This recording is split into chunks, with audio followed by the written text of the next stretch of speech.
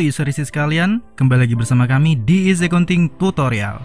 Di kesempatan kali ini kita akan membahas fitur terbaru dari Easy System 6. Apa sih fitur terbaru dari Easy System 6? Yaitu adalah fitur pembatasan percabang untuk pemasok dan juga pelanggan. Sebelum kita masuk ke video yang akan kita bahas pada kali ini, jangan lupa untuk subscribe, like, dan juga nyalakan lonceng agar update terbaru dari channel kita. Baiklah, sekarang kita akan mencoba masuk langsung ke aplikasi Easy System 6-nya. Nah, di sini saya telah buka sebagai administrator.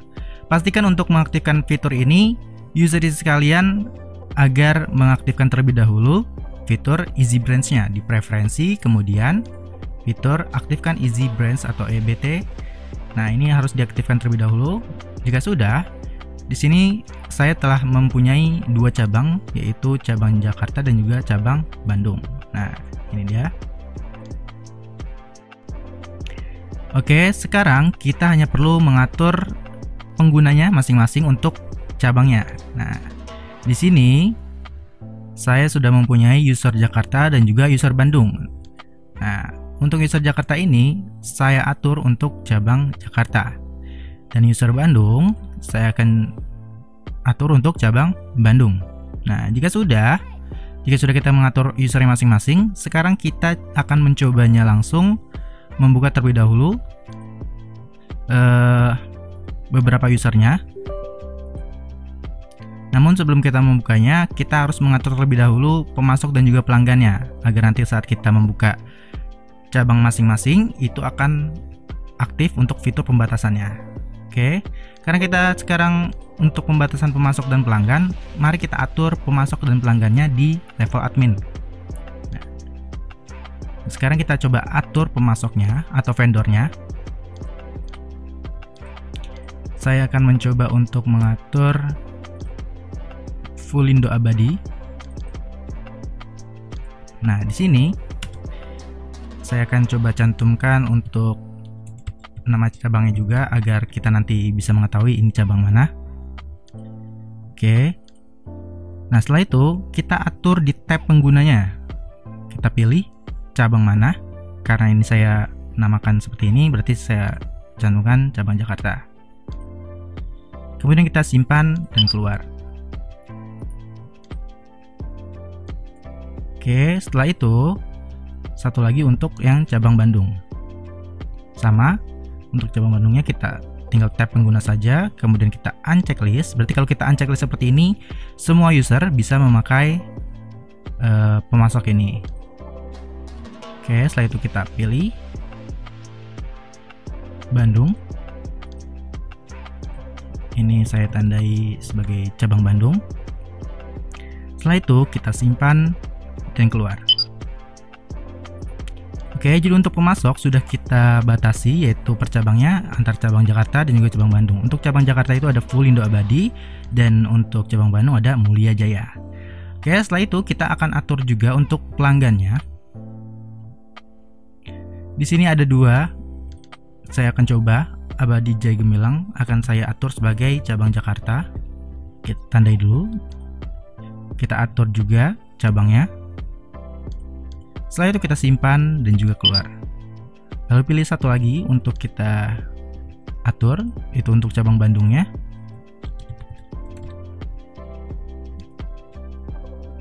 Kita pilih cabangnya. Lalu kita simpan dan juga keluar. Jadi untuk pelanggan atau customer yang kita batasi adalah Abadi Jaya Gemilang dan juga Budidaya Makmur Gemilang. Oke, jika sudah, untuk mengatur pemasok dan pelanggannya, sekarang kita akan coba buka langsung per usernya masing-masing.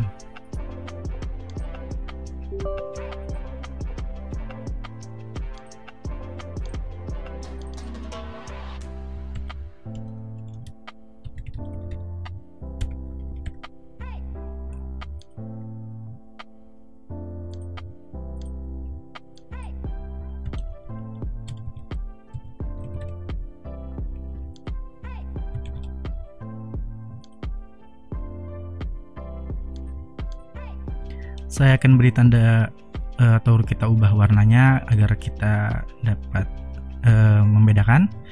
Untuk user Jakarta akan saya beri tema hijau,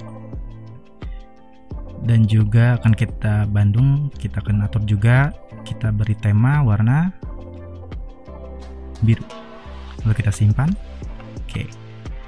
Jadi untuk cabang Jakarta kita pakai yang tema hijau, lalu untuk cabang Bandung kita pakai tema biru. Oke. Marilah sama-sama kita coba transaksinya. Jadi untuk pemasok dan pelanggan pasti berkaitan dengan transaksi, yaitu adalah transaksi pembelian dan juga penjualan. Nah, mari kita coba untuk pembatasan pemasoknya terlebih dahulu, yaitu transaksi pembelian. Nah, berarti kita akan coba untuk salah satunya yang menggunakan pemasok, yang berhubungan dengan pemasok adalah salah satunya pesanan pembelian. Mari kita coba. Sebelum itu kita coba lihat terlebih dahulu master datanya untuk pemasok.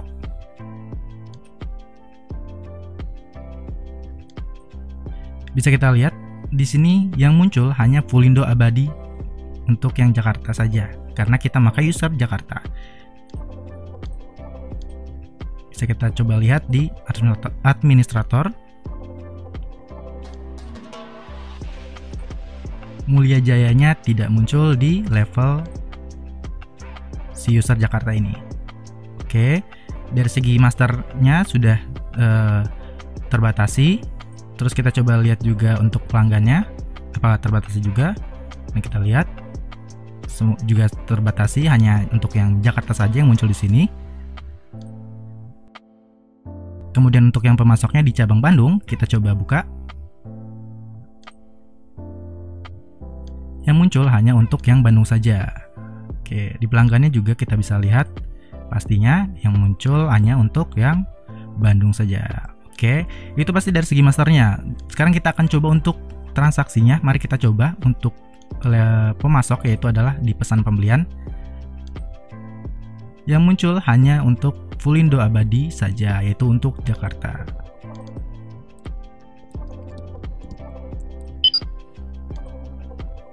Dan begitu juga kita coba cabang Bandung, transaksi pesan pembelian.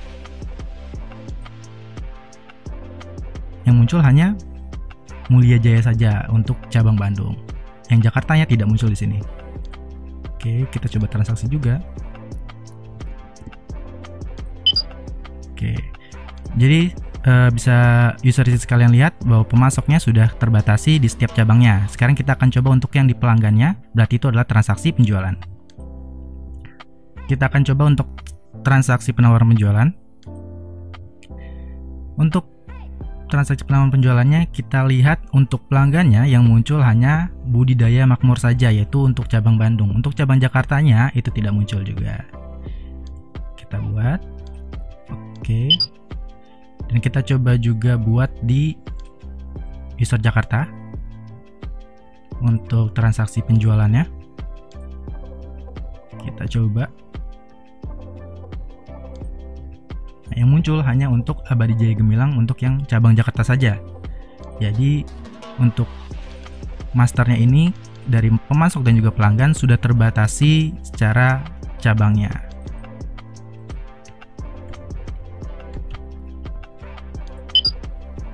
Oke.